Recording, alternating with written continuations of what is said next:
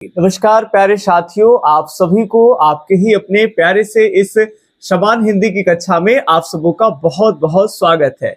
और आशा और उम्मीद करता हूं कि आप सब एकदम स्वस्थ होंगे, मस्त होंगे और आप अपनी तैयारी में एकदम व्यस्त होंगे। तो आज हम समान हिंदी की कक्षा में पढ़ेंगे वर्ण और वर्णमाला के बारे में, यानी लेटर एंड अल्फाबेट के बारे में हम लोग पढ़ेंगे।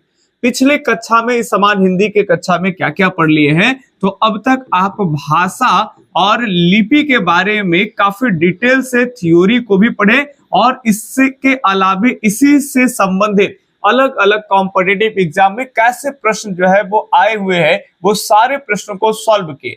तो ऐसे आपको गिन चुन करके काफी इंपॉर्टेंट प्रश्न 30 ऐसे एमसीक्यू जो है वो केवल इसी टॉपिक पे आपको कराए। अब एक टॉपिक को जब हम लोग कवर कर लिए पूरी तरीके से थ्योरी और एमसीक्यूज के साथ में, तो अगला जो टॉपिक है हमारा वो है आपका वर्ण तथा वर्णमाला। डायरेक्ट आपको इन सभी से प्रश्न पूछे जाएंगे, व्यंजनों की संख्या पूछे जाएंगे, स्वरों की संख्या पूछे जाएंगे, है ना, पूछ लिए जाएंगे निम्न में से कौन जो है वो आपके अयोगवाह है या अयोगवाहों की संख्या आपसे कुल कितने होती है, ये पूछे जाएंगे। मूल व्यंजनों की संख्या, मतलब तमाम तरह के बहुत सारे प्रश्न जो है वो डायरेक्टली आएंगे। और कुछ इसमें अगर घुमावदार आते हैं तो थोड़ी सी भी अगर समझ अगर बढ़ा लेते हैं तो आप कर पाएंगे। दरअसल ये सारी चीजों से बच्चे जो है वो गुजरते हैं। आप लोग, हम लोग सब जो है वो जूनियर क्लासों में पढ़ते हैं कहीं ना कहीं, लेकिन एक लंबा समय आ जाता है तो कॉम्पिटिटिव एग्जाम में इन्हीं छोटी छोटी चीजों से डर लगने लगता है। तो यहाँ पे जरूरत होती है कि उसको एक बार क्लैरिटी से एकदम बढ़िया से जो है एक बार कॉन्सेंट्रेशन के साथ में चीजों को देख लेना, समझ जाना और एक दो बार रिवीजन कर लेना, फिर आपकी जो डर है वो खत्म हो जाएंगे। एग्जाम में 100% प्रश्न जो है वो आपका बनेगा। तो आज इस क्लास के हम लोग थ्योरी वाले सेक्शन को देखेंगे, फिर अगले दिन इससे संबंधित वर्ण वर्णमाला से संबंधित जितने भी एमसीक्यूज हैं जो अलग अलग कॉम्पिटिटिव एग्जाम में आए हैं उसका पैटर्न देखेंगे, उस पर प्रैक्टिस करेंगे। ठीक है, चलिए। तो ये सारी बातें अगर हमने लिख करके इस तरह से लेकर के आए, हालांकि खुद का ही नोट्स है, लेकिन ये एआई से लेटर जो है वो करा देते हैं डिजिटली, ताकि आपको कहीं लेटर में अलग अलग जो हैंड राइटिंग होता है सबको नहीं समझ में आता है, लेकिन ये शुद्ध हो जाता है तो सबको समझ में आ जाता है। कुछ जो है एडिटिंग टाइम में गलत भी आता है, तो ये सब जो दिख रहा है ये सारा का सारा एडिटिंग का करामात है। ये जो बड़ा लेटर दिख रहा है ये सब सामान्य है, इसमें कहीं ना कहीं अगर आप डिफरेंट निकाल पाएंगे तो इसमें काफी मेहनत लगता है एडिट में। चलिए इसको छोड़ देते हैं, पहले आप हमारी बातों को अगर ध्यान से सुनेंगे तो काफी अच्छे तरीके से क्लास आज का आपको समझ में आने वाला है। तो जितनी बातें अभी एक रफली वे में आपको बोल रहे हैं उसको सुनने का प्रयास करेंगे, क्योंकि अगर हम यहाँ पे बोल कर करके जब लिखेंगे आपको चीजें यकीन मानिए ज्यादा याद होगा, है ना। तो मोटा मोटी बताने का पहले प्रयास करें कि वर्ण क्या है, जिसे अंग्रेजी में हम लोग क्या कहते हैं, लेटर कहते हैं। सारी चीजें अभी नोट्स के सहारे लेकर के आपको दिखाएंगे और वही नोट्स आपको जो है वो बनाना है, क्योंकि वो एकदम क्लियर, एकदम बेस्ट कंटेंट के साथ में वो नोट्स है। लेकिन अभी समझ जाइए, ताकि अगर हम बोलेंगे और आप देखेंगे एकदम कॉन्सेंट्रेट करके आपको चीजें ज्यादा याद होगा। वर्ण क्या होता है भाई, तो कहते हैं कि भाषा की ये सबसे छोटी इकाई, याद रखेंगे, भाषा की जो है वो सबसे जो है वो आपके छोटी इकाई है, और इसी छोटी इकाई को ही क्या कहते हैं, तो वर्ण कहते हैं। याद रखेंगे, मतलब इसके एकदम अब इससे छोटा कुछ नहीं होगा, इसके खंड और टुकड़े जो है एकदम नहीं किए जा सकते हैं, उसे ही हम कहते हैं वर्ण। क्या कहते हैं, तो वर्ण कहते हैं। जैसे अगर मान के चलिए कि ये आ हो गया आपका, इसके अलावे में आपका ये क हो गया, और ये आपका एकदम छोटी सी पूरा जो क है वो आपका अलग अलग से मिल करके बनता है। तो ये सब जो आप देख रहे हैं कि मतलब एकदम छोटे से, भाषा की सबसे छोटी से छोटी इकाई, उसी को हम लोग क्या कहते हैं, तो वर्ण कहते हैं। एक बार में याद रखेंगे, कई बार पूछा जाएगा आपसे कि भाषा की सबसे छोटी इकाई को क्या कहते हैं, ऑप्शन में रहेगा संधि है, वर्ण है, अलग अलग, एकदम आप आराम से मार पाइएगा, इजी है। ठीक है, अब अगर वर्णों की संख्या की बात कर लेंगे तो वर्णों की कुल संख्या 52 होता है। जैसे अगर हम सपोज आपको बताएं कि मान करके चलिए आपके ताश के आप पत्ते देखे होंगे और ताश पूरे गड्डी भी देखे होंगे आप, तो ताश अगर आप देखे होंगे तो उसमें भी 52 पत्ते होते हैं। ध्यान रखेंगे, ताश में कितने पत्ते होते हैं, 52 पत्ते, और वर्ण की भी 52 होते हैं। याद रखेंगे वर्ण कितने होते हैं, तो वर्णों की कुल संख्या 52 होती है। तो आप वर्णों का कंपेयर जो है वो ताश के से कर सकते हैं, उसमें भी 52 पत्ते होते हैं और इसमें 52 जो है वो आपके 52 वर्णों की कुल संख्या हो जाएगी। ठीक है, उसमें आप देखते होंगे कि अगर एक ताश की गड्डी को अगर लेते हैं पूरे पैकेट को, जिसमें कुल ताशों की संख्या 52 होती है पत्तियों की, तो उस पत्ती में आप देखेंगे क्या कि कुछ जो होगा आपका तस्वीर वाले पत्ते होते हैं, जिसमें राजा होते हैं, रानी होते हैं, बादशाह होते हैं, है ना, गुलाम वगैरह, ये सब आप सुने होंगे, देखे भी नहीं होंगे तो कुछ तो सुने होंगे, है ना। हम लोग भी नहीं खेले हैं लेकिन कुछ तो देखे हैं, उसके बारे में सुने, जिसके आधार पे एग्जाम्पल पे आपको हम वर्ण समझाना चाह रहे हैं, ठीक है। उसके अलावा कुछ उसमें अंक टाइप के भी पत्ते होते हैं, जैसे इक्का, आपका 1 है, 2 है, 3 है, ऐसे करके लिखे रहेंगे, 9 जिसको शायद नहला लोग कहते होंगे, क्या क्या। तो इस तरह से कुछ अंक वाले भी होते हैं, कुछ चित्र वाले भी होते हैं, ठीक है, और जोकर भी होते हैं। उसी तरह से अगर हम आपको ओवरऑल पहले एक बार स्पष्ट कर दे, फिर इसके ऊपर में आएंगे कि ये जो 52 है, इधर लिख ले कि अगर हम कहें कि वर्णों की कुल संख्या कितने होते हैं, तो हिंदी व्याकरण में वर्णों की कुल संख्या 52। अब ये 52 कैसे हो सकता है? तो ये ताश में जैसे जो है अलग अलग पत्तियां होते हैं, ठीक उसी तरह से यहाँ पे वर्ण को भी अलग अलग कैटेगराइज करेंगे। जैसे ध्यान से सुनेंगे, अगर हम बोले स्वर्ण के बारे में, यानी स्वर वर्णों के बारे में, तो इसकी कुल संख्या 11 होती है, डायरेक्ट एग्जाम में आता है। बाकी अभी एक एक चीज को देखेंगे तो बताएंगे कि कैसे, किस चीज के आधार पे इसकी संख्या 11 ना मान करके 10 हो सकती है, क्योंकि बोलने के, लिखने के और उच्चारण करने दोनों में चीजें अलग होगा, ठीक है। तो ये दोनों काम डिफरेंट देख लेंगे कि कब स्वर 10 हो सकते हैं, एक नहीं हट जाएगा। और जनरली जब प्रश्न आएगा तो आपको स्वरों की संख्या 11 ही बताने सारे पे आएंगे, लेकिन अभी एक रफली मोटा मोटी समझेंगे। तो स्वर की संख्या 11 और व्यंजन की संख्या अगर पूछी जाए आपसे, तो व्यंजनों की संख्या जो होगा वो आपका हो जाएगा 33। याद रखेंगे व्यंजनों की संख्या कितने हो जाएंगे, तो 33। देखिए हिंदी व्याकरण क्या है कि आप लोग सब लोग जो है इनसे छोटी सी क्लासों में आप गुजरे होंगे, सब लोग पढ़े होंगे, जानते होंगे, व्याकरण से तो गुजरना ही है। 1 2 3 जूनियर कक्षा से शुरू हो जाता है, आप 9 10 11 12 तक पढ़ते हो, लेकिन इसके बाद अगर लंबा समय अगर गैप पड़ जाता है, कॉम्पिटिटिव एग्जाम के क्वेश्चन देखते हैं, सारी चीजें धुंधला पड़ जाता है, अब बहुत सारे रूल है, बहुत सारे नियम है, जब आप भूल जाते हैं तो ये आपको काफी टफ लगता है। तो अब जरूरत है आपको, अगर किसी भी कॉम्पिटिटिव एग्जाम में डर लग रहा है, तो सारे अब एग्जाम में हिंदी जो है वो आपके ग्रामर के सेक्शन तो आते ही आते, एक सामान्य हिंदी का आपको जानकारी तो होनी ही चाहिए, है ना। तो डायरेक्ट जो सवाल आएंगे सब हम लोग देखेंगे ही, साथ साथ जो है वो इंपॉर्टेंट चीजें जहां से एग्जाम में चीजें ट्रैप करता है, एग्जाम में क्वेश्चन पूछ लिए जाते हैं, उन सबको एक बार बारीकी से अगर आप देखेंगे, यकीन मानिए हल्के हल्के कॉन्सेप्ट को अगर आप बिल्ड कर लेते हैं, एकदम क्लियर वे में अगर देख लेते हैं कंसंट्रेशन पूर्वक, तो आपको डर नहीं लगेगा। क्योंकि इसके बाद इसको टॉपिक को आराम से कवर करने के बाद हम इस पे जितने भी अलग अलग कॉम्पिटिटिव एग्जाम में एमसीक्यूज आए हैं उनके ऊपर में भी प्रैक्टिस करने वाले हैं। तो चूंकि पूरा पढ़ाई का जो एक तरीका है ना, वो होगा कि पहले उस पे पूरे के पूरे बढ़िया से समझ जाना, कैसे पूछे जाते हैं प्रश्न, क्या है क्या नहीं है, कहां से चीजें टर्न लेता है, जहां से एग्जाम में क्वेश्चन बन जाते हैं, वो सारी कुछ समझने के बाद फिर हम उस पर प्रैक्टिस करते हैं क्वेश्चन का, ठीक है। अब देखिए इसी में आप देखेंगे कि आयोग वाह होता है, क्या होता है, आयोग वाह होता है। इसकी संख्या कुल कितने होते हैं, तो 2 होते हैं, ठीक है। इसी के अलावा आप द्विगुण कह सकते हो, ठीक है, और या फिर आप इसे द्विगुण ऐसे भी लिख सकते हो, या फिर इसे जो है वो आपका उत्क्षिप्त कहते हैं ना, क्या कहते हैं, तो आपके उत्क्षिप्त कहते हैं। तो ये इसकी संख्या भी क्या होंगे, तो 2 होंगे। सबके बारे में बताएंगे आयोग वाह क्या होता है, ठीक है, सारी चीजें जानेंगे आप कि ये स्वर और व्यंजन के बीच का चीज है आयोग वाह। फिलहाल देखेंगे अन ये सब आएंगे, सब चीज देखेंगे, लेकिन अभी देखेंगे कि जैसे वर्णों की बात कर लेंगे तो इसकी कुल संख्या 52 होती है।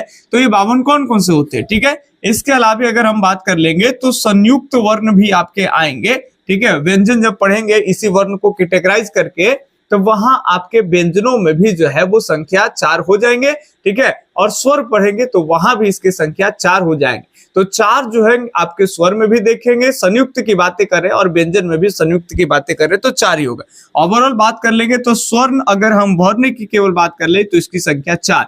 अब आप ऐड कर दे, देखिए कितने हो जाएंगे, तो गुरु 4 और 2 6, 6 2 8 और 8 3 11, 11 1 12 की 2 और हासिल हाथ में 1 बोलते हैं ना।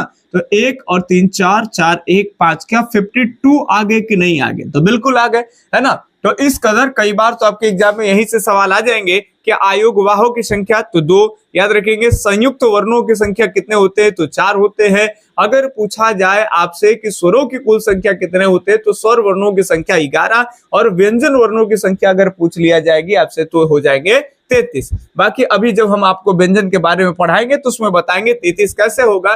तो 5 into 5 जो होंगे, जितने भी आप पढ़े होंगे, कवर्ग, चवर्ग, तवर्ग, टवर्ग, तवर्ग, है ना, पवर्ग, तो इन सब में से 5 5 5 मल्टीप्लाई 5 बराबर हो जाएगा आपका 25 संख्या इधर ही हो जाएंगे। फिर अंतस्थ व्यंजन, उष्म व्यंजन, जब ये सब पढ़ेंगे तो फिर 4 वो 4 4 8, एक बार यहाँ पे कर दी 33 है ना, तो 25 हो जाएगा, फिर आपके 4 हो जाएंगे और फिर आपके 4 हो जाएंगे, इस तरह कुल आपके ये 33 हो जाएंगे। अब आइए हम अब बेसिक स्तर की बातें करते हैं। तो ये आप वर्ण देख लिए कि वर्ण क्या है, तो भाषा की सबसे छोटी इकाई को वर्ण कहते हैं। एक और डेफिनेशन याद रखेंगे, वर्णमाला, याद रखना है क्या है भाई, तो वर्णमाला है। अब ये वर्णमाला क्या हो सकता है, तो ये ध्यान रखेंगे कि वर्णमाला जो होता है किसे कहेंगे, याद रखेंगे कि वर्णों के समूह को ही वर्णमाला कहते हैं। काफी इजी सवाल है, क्या कहेंगे भाई कि वर्णों के समूह को जो है वो हम क्या कहेंगे, वर्णों के समूह को वर्णमाला कहते। हो गया, वर्णों के समूह को क्या कहते हैं तो वर्णमाला कहते हैं। ये चीजें आप रट जाइए। इसे कैसे छोटे छोटे अगर मोती होते हैं उसको पिरो देते हैं एक धागे में, और छोटी छोटी कई मोतियों को जब हम अरेंज कर लेते हैं, व्यवस्थित कर लेते हैं, तो उन मोतियों का जो समूह बनता है वो एक माले हो जाते हैं। तो उसी तरह से वर्णों को जब हम एक व्यवस्थित समूह में रखते हैं तो वो कहलाता है हमारा वर्णमाला। ठीक है, तो ये बेसिक बात है। अब हम यहाँ पे अगर देखें कि वर्ण को 2 कैटेगरी में बांटने का प्रयास करें तो वर्ण 2 प्रकार के होते हैं। ये जो वर्ण है, लेटर है, जिसे अंग्रेजी में लेटर कहते हैं, ये 2 कैटेगरी के होते हैं। एक को कहते हैं स्वर और दूसरे को कहते हैं व्यंजन। याद रखेंगे, एक को कहेंगे स्वर और दूसरे के क्या कहेंगे, गुरुत्व, ये व्यंजन कहलाएगा। स्वर जिसे अंग्रेजी में वोवेल्स बोलते हैं, क्या बोलते हैं तो वोवेल्स बोलते हैं। और अगर बात कर लेंगे व्यंजन के तो इसे कहते हैं कॉन्सोनेंट। अब लिखेंगे तो वर्डिंग जो है जो थोड़ा लंबा हो जाएगा, टाइमिंग आप समझते चलिएगा, ये सारी वर्डें अभी लिख करके देंगे। तो एक ध्यान रखेंगे कि वर्ण 2 प्रकार के, एक स्वर और एक आपके व्यंजन, एक स्वर और व्यंजन, वोवेल्स एंड कॉन्सोनेंट। ठीक है, अब ये ध्यान रखेंगे। अब अगर हम बात करते हैं तो ये स्वर को भी हम 2 कैटेगरीज में बांट कर सकते हैं। ध्यान रखेंगे, एक स्वर होता है जिसे हम कहते हैं ह्रस्व स्वर, और एक स्वर होता है जिसे हम कहते हैं दीर्घ स्वर। अब ये दीर्घ स्वर और ह्रस्व स्वर वाली बातें क्या है भाई, एक मिनट ध्यान रखेंगे। तो इसको कहते हैं ह्रस्व स्वर और दीर्घ स्वर की जो बातें हैं गुरु यहाँ पे, तो इसको समझेंगे कैसे कि इसको बांटते हैं हम लोग समय के हिसाब से। याद रखेंगे, समय मतलब इसको बोलने में जो समय लग रहा है, ठीक है, उसी के अकॉर्डिंग अगर देखें उच्चारण के हिसाब से। मेजर बात, एक इंपॉर्टेंट बात, समय ध्यान रखें। समय के आधार पर इसे 2 वर्ग में बांटते हैं। जिन स्वरों में याद रखेंगे समय थोड़ी कम लगता है उसे ह्रस्व स्वर कहेंगे, और जिसमें समय ज्यादा लगता है उसे दीर्घ स्वर कहेंगे। इसकी संख्या भी कई बार आपसे एग्जाम में पूछ लिए जाएंगे कि ह्रस्वों की कुल संख्या कितने हैं और दीर्घ स्वरों की कुल संख्या कितने होते हैं। तो आपको ऐसे पहले डायरेक्ट बता दें कि दीर्घ स्वरों की संख्या 7 होगी, और ह्रस्व स्वर जो है इनकी जो संख्या होती है वो आपके कितने होंगे तो 4 होंगे। ये पहले एक मेजर बात याद रखेंगे, अभी सब लिखेंगे। ह्रस्व की संख्या 4 और दीर्घ की संख्या जो होगी वो आपके 7 हो जाएंगे। अब ये 4 कौन है और ये 7 कौन है, आइए देखते हैं। ना रखेंगे, जिन स्वरों के उच्चारण में समय जो है वो काफी कम लगता है, ठीक है, एक मात्रिक स्वर के दायरा में आते हैं, तो इसे हम कहेंगे ह्रस्व स्वर। ठीक है, इसके चिन्ह की बात कर लेंगे तो इसका चिन्ह जो होता है वो आपके ऐसे होगा। ठीक है, आपके ऐसे होगा, ये ह्रस्व का हो गया सिंबल। और दीर्घ की बात कर लेंगे तो ये इधर से हो जाएगी, और ये आपका ये जैसे ऊ लिखते हैं ना, तो ये दीर्घ ऊ वाला इस तरह से, और स्कूल में ये आपका लिखते हैं ये, तो इसमें समय ज्यादा लगता है। ठीक है, ये बात ध्यान रखेंगे। अगर यही चीज हम इधर से लिखेंगे, एक पू ऐसे हो गया और एक पू ऐसे हो गया, है ना, तो अगर इधर से आप लिखते हैं तो ये आपका ह्रस्व को रिप्रेजेंट करता है जिसमें समय कम लगता है। ठीक है, और इधर से अगर करेंगे पूर्व, तो ये पूर्व पे जोड़ पड़ रहा है ना, समय यही खा जा रहा है। ठीक है, तो ये हो गई बात को आपको ध्यान से समझना है, ये चिन्ह है। लेकिन अभी मेजर पॉइंट्स पे आते हैं। अभी आपको ध्यान रखेंगे कि इसके संख्या इसमें कौन कौन आते हैं, ये इंपॉर्टेंट है। ह्रस्व में क्या आएंगे, जिसमें बहुत ही कम समय लगे, जैसे अ है, ई है, इसके अलावा ऊ है, ठीक है, और आपके री है। तो कई बार ऐसा लगता है कि सर री में तो बहुत टाइम लग जाता है, जैसे री सी, आजकल हम लोग बोलते हैं ना री सी, या फिर और भी चीजें र से शुरू होता है, जैसे ऋषि मुनि के अलावे जो है वो आपके क्या हो सकते हैं, तो ऋषभ है ना, संगीत के स्वर होते हैं ऋषभ, जिसे हम षड्ज ऋषभ बोलते हैं ना, जिसे रे कहते हैं, सा के बाद रे। उसी तरह से कई ऐसे स्वर आते हैं, सॉरी कई ऐसे शब्द बनते हैं जो री से होते हैं। लेकिन अभी बात आपको समझना है कि हमने कहा कि जिन शब्दों के जिन वर्णों के उच्चारण में स्वर जो है, जिन स्वरों के उच्चारण में जो है या वर्णों के उच्चारण में समय कम लगे, ये ध्यान रखेंगे। कई बार इधर उधर होता है, संगीत पढ़ाते पढ़ाते कई बार स्वर आ जाता है दिमाग में, ठीक है, तो ये याद रखेंगे, जिन वर्णों के उच्चारण में समय कम लगता है तो उसे हम ह्रस्व स्वर कहेंगे, ठीक है, और जिन वर्णों के उच्चारण में अगर समय ज्यादा लगता है तो उसे हम दीर्घ स्वर बोलेंगे, ठीक है, ये समय के अकॉर्डिंग देख ले। लेकिन यहाँ जो खेला है इसके पीछे का एक ही कॉन्सेप्ट हिंदी व्याकरण में आता है कि ये जो री है, बहुत तरह के जो री से संबंधित जो शब्द बने हैं, ठीक है, तो ये ज्यादातर री जो आप सुन रहे हैं ये संस्कृत का ही वर्ड है। और प्राचीन काल में जो संस्कृत के ये जो री शब्द बोले जाते थे काफी झटके से बोले जाते थे, बहुत ही कम समय में बोले जाते थे, लेकिन समय बदलते चल गया, इसे मॉडिफाई कर दिया। और आज का जो उच्चारण पद्धति है जिसमें जब हम री बोलते हैं तो इसमें जोड़ देते हैं, इसमें समय ज्यादा लगता है, तो समझ रहे बात ना। लेकिन इसको भी हम लोग ह्रस्व में ही रखते हैं। तो ये 4 के 4 जो है ये आपके ह्रस्व स्वर के एग्जाम्पल है। अगर पूछा जाए निम्न में से कौन ह्रस्व स्वर के अंतर्गत है, कौन ह्रस्व स्वर के अंतर्गत नहीं है, आप आराम से कर पाएंगे। अब आते हैं हम लोग दीर्घ स्वर के ऊपर में। तो दीर्घ स्वर की बात कर ले तो जाहिर से इसमें समय ज्यादा लगेगा। इसकी कुल संख्या जो है वो 7 यानी 7 है। देखिए कौन कौन से, तो यहाँ जब आप अ लिखे तो यहाँ आप आ लिखेंगे, आ में समय ज्यादा लगेगा। इसके अलावा ये आपका री है, ये आप ई है, तो एक और ई है ना जिसको आप दीर्घ ई कह सकते हैं या बड़ी ई कह सकते हैं। ये छोटी ऊ है तो एक बड़ी ऊ होगा, दीर्घ ऊ होगा, ठीक है। और ये आपके याद रखेंगे ये 3 हो गए। और फिर आपके ए है, ए है, ओ है और औ है, ये आपके जो 4 हो गए। तो कुल मिलाकर के ये सब के सब जो है वो दीर्घ हो गए। सबके सब कौन से स्वर हो जाएंगे, दीर्घ स्वर। अब ये दीर्घ में भी आपको हम बता दें कि नीचे का जो क्रम से 4 लिखे, नीचे का जो क्रम से 4 लिखे हैं इसे कहते हैं संयुक्त स्वर। क्या कहेंगे गुरु, तो इसे संयुक्त स्वर कहते हैं। इस बात पर भी आपको ध्यान देंगे, क्योंकि ऐसे ही जब हम व्यंजन को बांट करके पढ़ेंगे तो उसमें 4 जो है वो व्यंजन स्वर भी आपको हम बताएंगे, ठीक है, वो याद रखेंगे। चाहे स्र है, इसके अलावा आपका त्र है, ये सब जब पढ़ेंगे ना तो 4 वहां पे व्यंजन पढ़ेंगे। लेकिन अभी व्यंजन नहीं, अभी स्वर पढ़ रहा है, तो याद रखेंगे स्वर में संयुक्त स्वर अगर कहेंगे तो कौन हो जाएगा, तो ये आपका ए ओ औ, ठीक है। तो ये 4 जो दिख रहे हैं ये आपके चारों ऐसे तो है दीर्घ स्वर में, लेकिन चारों को संयुक्त स्वर भी कहते हैं, ठीक है। यहाँ तक की बातें समझ में आ गया। अब चलिए अब नोट्स पे चलते हैं ताकि आप लोग यहाँ ही खोए नहीं रहे। नोट्स आपके लिए काफी अरेंज कर करके चीजें लाए जाते हैं। ये रहा आपका वर्ण तथा वर्णमाला। अब बड़ी सारी चीजें समझ में आएगी आपको। पहले बार में है कि भाई वर्ण क्या है, तो वर्ण आप जान गए कि वर्ण क्या है, तो भाषा की सबसे छोटी इकाई को ही क्या कहते हैं, वर्ण कहते हैं। ये डेफिनेशन आपका रहा, जिसके खंड ये टुकड़े नहीं किया जा सकता, जैसे यहाँ पे एग्जाम्पल भी दे रखे हैं, ठीक है। आप पढ़ेंगे आराम से, फिर एक एक चीजों पे रखेंगे तो ज्यादा लेट हो जाएगा। वर्णमाला क्या है, तो यहाँ पे आपको वर्णों कर लेना ऐसे, ठीक है। वर्णों के व्यवस्थित जो समूह है उसे ही हम कहते हैं वर्णमाला। वर्णों के व्यवस्थित समूह को क्या कहते हैं गुरु, तो वर्णमाला कहते हैं। ये बातें आपको ध्यान में रखना है। अब जैसे वर्ण को 2 वर्ग में बांटे, वैसे ही वर्ण को यहाँ पे 2 वर्ग में बांट करके नोट्स बनाए आपको, है ना। एक को कहते हैं वोवेल्स और एक को कहते हैं कॉन्सोनेंट्स, ठीक है। तो एक स्वर है जिसे वोवेल बोलेंगे और एक आपका वर्ण है जिसे हम व्यंजन बोलते हैं, मतलब एक कॉन्सोनेंट्स यानी व्यंजन। तो वर्णों को 2 वर्ग में बांटे, स्वर वर्ण और आपके व्यंजन वर्ण। कहते हैं कि जिन वर्णों की बोली या फिर उच्चारण में किसी दूसरे वर्णों की सहारा ना लेनी पड़े उसे ही हम कहते हैं स्वर वर्ण। और जिन वर्णों के उच्चारण में या बोली में याद रखेंगे स्वरों की सहायता ली जाती है उसे हम कहते हैं व्यंजन वर्ण। तो ये याद रखेंगे। यहाँ पे वर्ण में आप बार बार ये कर लीजिएगा, आधा र जो है इधर से ये छूट जाता है कई जगह, तो इसको क्लियर करिएगा।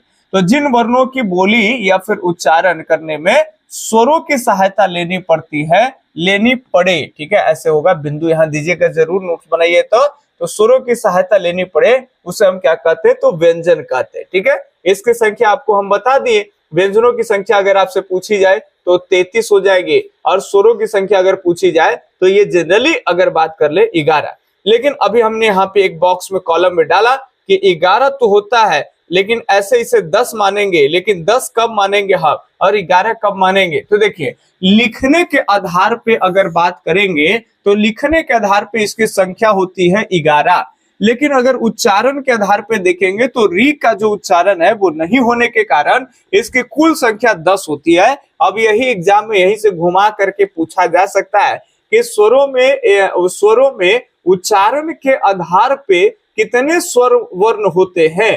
तो उच्चारण के आधार पे स्वर वर्णों की संख्या पूछ दे तो आपको 11 नहीं लगाना, आपको 10 ही लगाना, लेकिन केवल रहे कि स्वरों की संख्या बताइए तो केवल आपको फिर 11 मारना, ठीक है। अब यहाँ पे जैसे आपको पढ़ा है कि स्वर वर्ण 2 प्रकार के होते हैं, वैसे यहाँ पे जो है स्वर वर्ण 2 प्रकार के आपको बांटे, एक को कहते हैं ह्रस्व स्वर और एक को कहते हैं दीर्घ स्वर। ह्रस्व में देखें कि 4 जो है वो मूल रूप से ये आपका ह्रस्व की संख्या है, अ है, ई है, उ है, री है, ठीक है। यहाँ पे री आपके आएंगे, यहाँ पे बड़ा आ जाएगा, ई छोटी वाली, ये बड़ी वाली ई आएगा, दीर्घई, दीर्घऊ, ए ओ औ, ठीक है। और इसको अभी हम आपको बताएं कुछ देर पहले, इसे क्या कहते हैं, सॉरी, ये क्या होगा, मात्र 4। ये 4 जो है वो आपके क्या कहलाएंगे, तो ये आपके दीर्घ में याद रखेंगे संयुक्त स्वर कहलाएंगे। कौन सा स्वर कहलाएंगे, तो संयुक्त स्वर कहलाएंगे। ये मेजर बातें हैं जो आपको ध्यान में भी रखते चलना है, यहाँ तक किसी को कोई डाउट नहीं होगा। अब आते हैं स्वर के और भी अलग अलग प्रकार हैं, ठीक है। तो स्वरों के अलग अलग प्रकार को देखें, यहाँ पे कहीं भी कोई किसी भी एंगल से आपको कोई तकलीफ और घबराहट नहीं होनी चाहिए, एकदम आप जीरो से देखते चलिए आराम से। हम आपको जीरो समझ के, कुछ भी नहीं समझ करके ही चीजें पढ़ा रहे हैं, एकदम बुड़बक जैसा पढ़ा रहे हैं। ऐसा नहीं कि बहुत ज्यादा हमको तेज है और बहुत ही ऊंचे रेंज से पढ़ा रहे हैं कि आपको समझ में ना आए, ठीक है। तो केवल आपको एक झलक सुनते चलना है, आप आराम से एग्जाम में अच्छा परफॉर्मेंस करिएगा, ठीक है। तो स्वरों के अगर प्रकार देखें तो इसको भी 2 वर्ग में आप स्वर कैटेगराइज कर सकते हैं। एक तो स्वर के उच्चारण के आधार पर भी प्रयोग देखे जाते हैं, ठीक है, प्रकार, और एक ध्वनि के आधार पे आप जो है वो स्वरों के प्रकार देखते हैं। तो स्वर के प्रकार अगर उच्चारण पे करेगा तो भी 3 होगा, और अगर ध्वनि पे करेगा तो भी 3, लेकिन तीनों अलग अलग होंगे और उसका सेंस भी अलग हो जाएगा। कैसे, अब देखिए, इसमें आपका उच्चारण के आधार पे देखें तो ह्रस्व स्वर, फिर दीर्घ स्वर और फिर प्लुत स्वर, तीनों पे आएंगे। इसमें कम समय लगता है, और ह्रस्व से दुगना समय जिसमें लगेगा वो दीर्घ हो जाएगा, और प्लुत वो होगा जिसमें ह्रस्व से 3 गुना समय लगेगा। याद रखेंगे 3 गुना समय लगेगा तो उसे प्लुत कहते हैं। जैसे अभी सब आएंगे एग्जाम्पल पे, कि जैसे ओम की बात कर लेंगे, है ना। तो ओम अगर हम लेते हैं तो इसमें आपको ह्रस्व से 3 गुना समय जो है ज्यादा लग रहा है, ये प्लुत का उदाहरण हो जाएगा। इसके अलावे अगर बात करेंगे तो लिखेंगे बाप रे, है ना, क्या लिखेंगे, बाप रे। आजकल तो ये कुछ शॉर्ट वीडियोस में भी रहता है, कहता है बाप रे, समझ रहे बात। तो ये कुछ ऐसे कुछ और, बाप रे से पहले भी लगता है एक और कुछ वर्ण ये शब्द होता है, हाँ, अरे बाप रे करता है ना।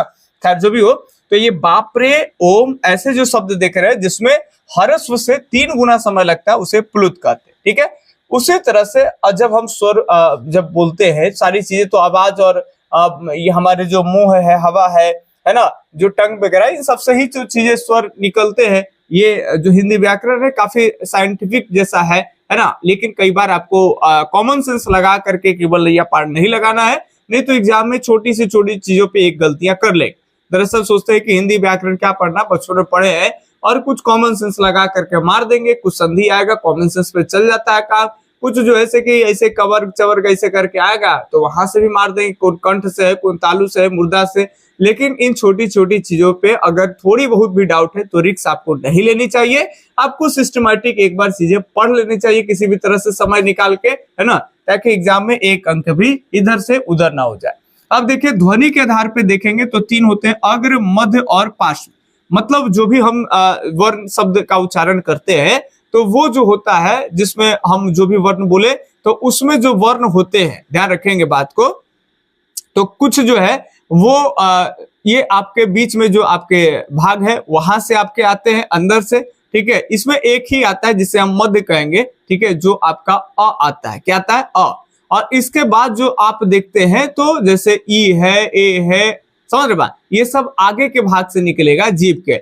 इसको अभी हम बताएंगे कि जैसे जैसे बोलिएगा तो ये जो जीभ है वो आपका जिसे जीभा कहते हैं वो नीचे की ओर जो होता है, जैसे जैसे शब्द बढ़ेगा नीचे की ओर आएगा। और वैसे कंठ में भी आपके अलग अलग कैसे आएगा, इसको सिस्टमैटिक देखेंगे पहले, है ना, नहीं तो फिर मिस्टेक हो जाएगी।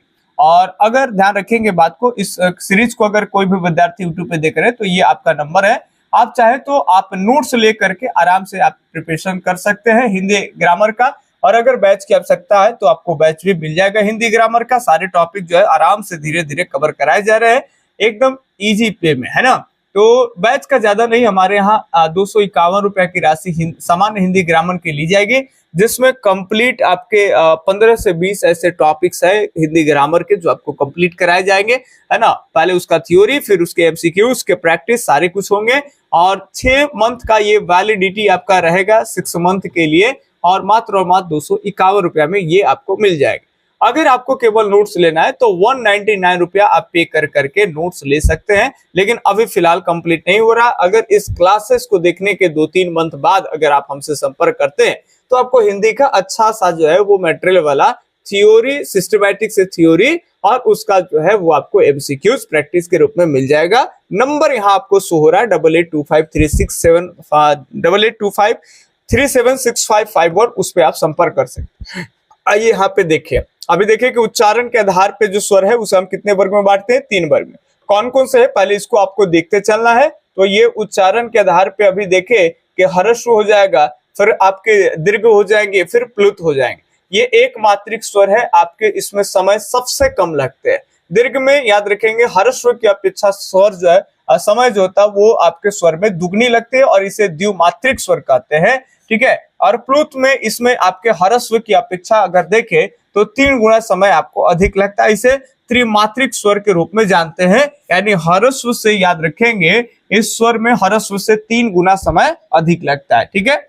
अब ये ध्यान सुनेंगे, सारी बातें वही लिखी है कि कम समय लगे, इसमें आपका ह्रस्व से दुगना और इसमें आपका ह्रस्व से 3 गुना। अब एग्जाम्पल मेन आपको ध्यान रखना है कि जैसे ह्रस्व में पहले बताएं कि अ है, छोटी ई है, छोटी ऊ है और री है, ये चारों के चारों आपके ह्रस्व में आएंगे। और दीर्घ में बताए थे कि इसका बड़ा रूप आएगा, आ आएगा, दीर्घ ई आएगा, दीर्घ ऊ आएगा, री नहीं आएगा। तो ये 3 और जो 4 जो बच गए इसे कहते हैं संयुक्त स्वर। देखिए यहाँ पे क्लियर वे में लिखे हैं, इन चारों को क्या कहते हैं, तो इन चारों को कहेंगे संयुक्त स्वर कहेंगे। और बाकी ये 4 कैसे बने ये भी लिखे हैं यहाँ पे कि अगर ए की बात कर लेंगे तो ये अ और प्लस ई से जो है वो आपका ए बना है, वहीं ए की बात कर लेंगे तो ये अ और आपका ए से मिल करके क्या बना है, ए बना है। तो ये चारों स्वर के बारे में दिया हुआ है, ठीक है। आप चाहे तो उसको नोट डाउन करेंगे ताकि एकदम बेस्ट हो जाए।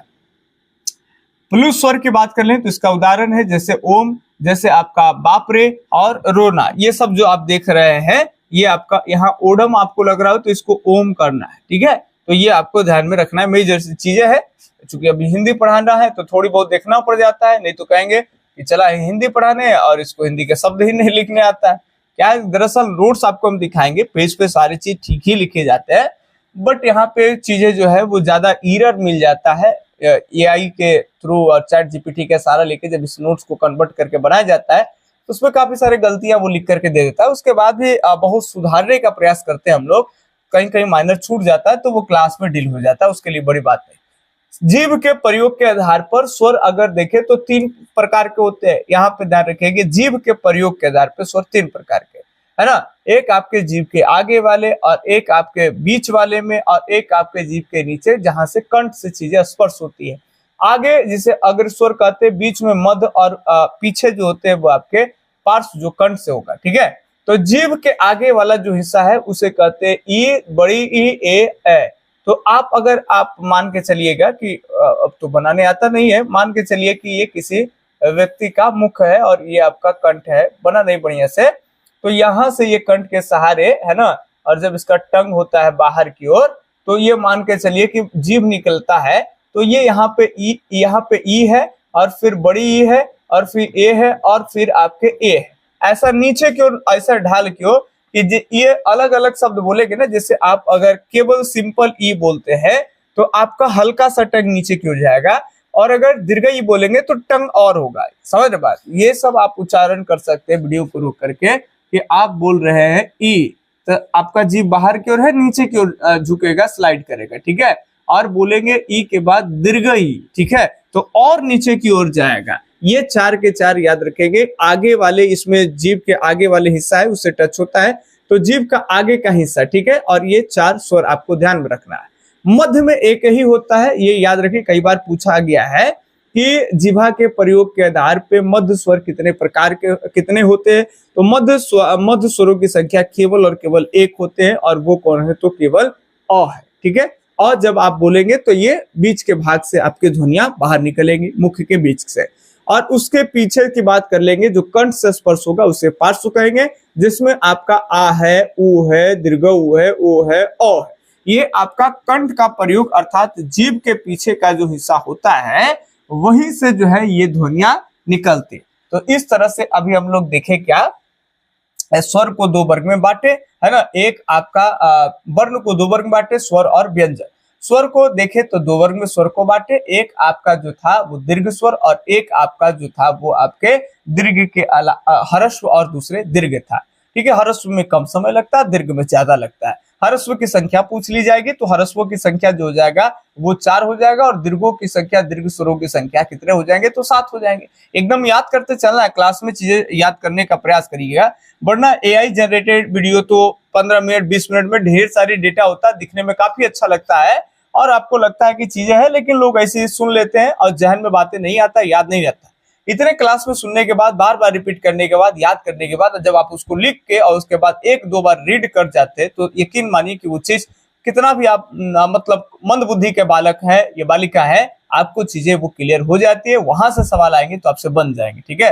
तो अपने आप को कमजोर नहीं समझना है, अभ्यास करना है। वो रसड़ी यावत जात वाला जो है ना कहावत, उसी तरह से एक चीज को बार बार पढ़ना है, कलम जरूर उठाना है, बिना कलम उठाए काम नहीं होगा। बढ़िया से सुनना है, कलम उठा के सारी चीजें लिखना है कॉपी पे, और लिखी हुई बात को रटना है। यकीन मानिए आप कमजोर नहीं रह जाइएगा, आप आगे आ जाइएगा, ठीक है। चलिए, तो ये हम लोग देख लिए। अब बढ़ते हैं स्वरों के प्रकार के ऊपर में। कुछ और भी स्वरों के प्रकार, अभी क्या पढ़ रहे थे? तो अभी स्वर के प्रकार ही पढ़ रहे थे, है ना। एक जीवा के आधार पर पढ़ रहे थे और एक आपके उच्चारण के आधार पर पढ़ रहे थे, तो सबके आधार पर पढ़े। इसके अलावे में भी होता है कि जैसे कुछ आप स्वरों का उच्चारण कर रहे हैं तो आपके मुखें बंद हो जाती है, आपकी मुखें आधा खोलती है। इस हिसाब से भी याद रखेंगे स्वर के 4 प्रकार होते हैं।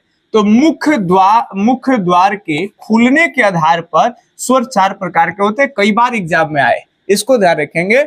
अगर मुख खुल रहा है कि मुख बंद है, आधा खुला है कि आधा बंद है, ऐसे 4 कैटेगरीज बन जाएगा। मुंह के मुख जो होता है ना, उसके खुलने के आधार पे स्वरों को 4 वर्ग में। जैसे एक होता है आपका विवृत जो होता है, याद रखें क्या होता है? विवृत होता है, मतलब जिनमें स्वरों के उच्चारण में मुख द्वार पूरा खुलता है, पूरा ओपन रहे। जैसे आप आ बोलेंगे तो आ बोलेंगे ना, तो आपके मुख जो है वो पूरा खुलेगा, तो उसे विवृत कहते हैं, ठीक है। ये ध्यान रखेंगे, विवृत कहेंगे। और इसके अलावे अगर बात करेंगे तो अगर आधा खुले तो इसे अर्ध विवृत कहते हैं। ये खुलता है, जैसे ए ओ, अगर ये बोल रहे हैं आप तो ये आपके मुख जो है आधा खुल रहा है।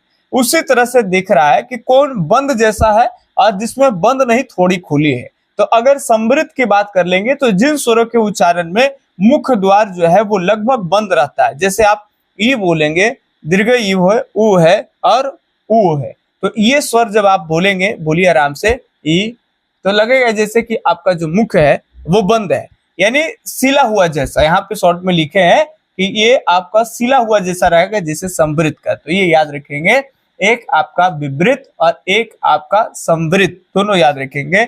एक आपका विवृत और दूसरा संवृत। तो अब इसी में अगर आधा आधा हो, मतलब विवृत का मतलब खुला और संवृत का मतलब बंद, और अगर इसी विवृत में अर्ध विवृत लगा देंगे तो आधा खुला और ये बंद है। और इस याद रखना है, जो समृद्ध में आपका ई आएंगे, दीर्घ ई आएंगे, उ आएंगे, दीर्घ उ आएंगे, ठीक है। छोटी ई, बड़ी ई, छोटी उ और बड़ी उ आएंगे। क्लियर यहाँ तक? अब ध्यान सुनेंगे, जब समृद्ध हो जाएगा तो अर्ध समृद्ध हो जाएंगे आपके, तो ये अर्ध समृद्ध हो जाएंगे। यहाँ पे संवत लिखा हुआ है तो संवत नहीं होता है, इसको आप मिस्टेक है तो इसको आपको ठीक करना है, अर्ध समृद्ध हो जाएंगे। तो जिन स्वरों के उच्चारण में मुख्य द्वार आधा जो है वो आपके बंद रहता है, जैसे ए और ओ, इसमें पूरा नहीं आपका बंद रहेगा, ठीक है, आधा बंद रहेगा, तो ये आपका समृद्ध के अंतर्गत है। अब यहाँ पे बाकी हम लोग अगले दिन इसको देखेंगे, व्यंजन पढ़ेंगे काफी अच्छे से, है ना, इसी के क्लास में। लेकिन एप्लीकेशन वाले क्लास में ये पूरा क्लास व्यंजन तक जाएगा। अगर यूट्यूब पे देख रहे हैं तो ये चीजें आपको थोड़ी बहुत अधूरे मिल सकते हैं, क्योंकि यूट्यूब पे बड़े लंबे लंबे क्लास देखने वाले ऑडियंस की कमी भी है, ठीक है, और सीक्वेंस वहां नहीं बन पाता है यूट्यूब पे। कई बच्चा प्लेलिस्ट भी बनाइएगा, सब सुविधा दीजिएगा, एक दो प्लेलिस्ट में जाके वीडियो देखे, उसके बाद फिर अलग अलग लोग नहीं जुड़ पाते हैं। इसलिए कंसंट्रेंसी और थोड़ा सा मतलब वो बोलते हैं ना एकदम पूरा कंटिन्यूअस बना करके रखना निरंतर, तो वो एप्लीकेशन में बच्चे रहते हैं वहां तो पागल बना देते हैं कि सर जल्दी जल्दी क्लास डालिए सर, ये है वो है ना, तो वहां पे आपको पूरे क्लास मिलेंगे। तो स्वरों का अगर बात कर लेंगे तो उच्चारण स्थान ये अभी आपको नोट डाउन करना है। जैसे अ है, आ है तो ये आपका कंठ, ये है तो ये आपका कंठ तालु, और ई दीर्घ ई जो है वो आपका तालु से, उ दीर्घ उ जो है आपका ओष्ठ से, और री जो है आपका मूर्धा से, ओ औ जो है आपका कंठ और होष्ठ से। बाकी अभी जब हम व्यंजन आपको पढ़ाएंगे तो अभी सब के बारे में, कंठ के बारे में, तालु के बारे में, मूर्धा के बारे में सारी चीजें पढ़ेंगे। कई ट्रिक मार्केट में चलते हैं वो भी बताएंगे, कुछ नई ट्रिक भी बताएंगे। KTM 2 यार पुरानी ट्रिक्स है और काफी अच्छा भी है, तो ये भी है। आप पढ़ते होंगे काटो मुर्गा दांत से, ये भी ट्रिक है। ये सारी चीजें चलेंगी और इसके अलावा भी नया भी आपको बताई जाएगी। चलिए, बाकी ये आपको हम पहले ही आपको बता दिए थे स्टार्टिंग में, इसको याद रखेंगे। ये बॉक्स में छोटी सी चीजें है लेकिन बड़ी खतरनाक है, खूब प्रश्न आते हैं। स्वरों की संख्या 11 हो जाएंगे, व्यंजनों की संख्या 33, अयोगवा की संख्या 2, अन और अ, ठीक है, और द्विगुण या फिर आपका इसे ही उत्क्षिप्त कहते हैं, जिसमें आपका ड और ढ है, ठीक है, जैसे सड़क है, पढ़ना है, ठीक है, मतलब आपकी जो जीवा होता है वो नीचे से झट से ऊपर की ओर जाता है और मूर्धा को टच करके वापस लौट जाता है।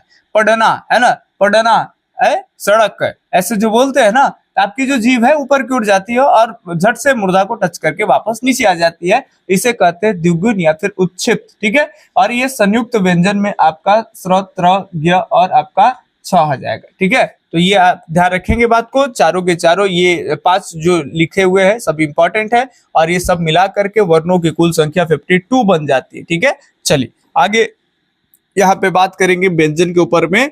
तो अब जो है मुख्य रूप से व्यंजन अब हम लोग पढ़ेंगे।